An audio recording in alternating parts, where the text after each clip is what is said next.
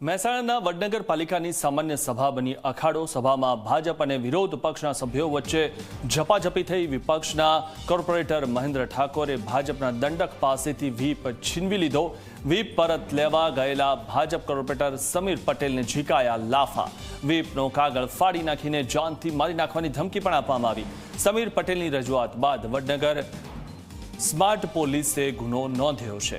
ત્યારે આ જે મારામારી થઈ હતી તે બાબતે પોલીસે ગુનો નોંધ્યો છે। આ વિશે વધુ માહિતી મેળવી અમારા સંવાદદાતા તેજસ પાસેથી। તેજસ, જે રીતે અહીંયા મારામારી થઈ હતી અને લાફા મારવામાં આવ્યા, શું વધુ માહિતી? બિલકુલ મિથુન, કહી શકાય કે ગત 30 મેના રોજ જે છે તે સભા યોજાઈ હતી। સભા દરમિયાન જે છે તે વડનગર નગરપાલિકામાં ભાજપના નગરસેવકને કોંગ્રેસના સભ્ય જે છે તે લાફા ઝીકી દીધા છે।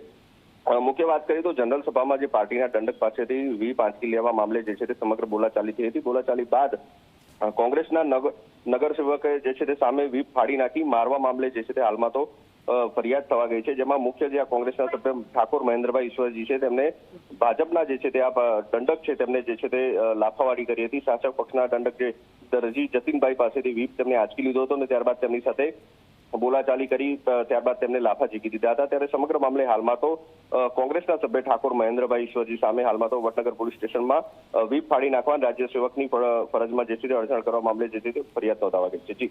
જી, આભાર તેજસ માહિતી આપવા બદલ।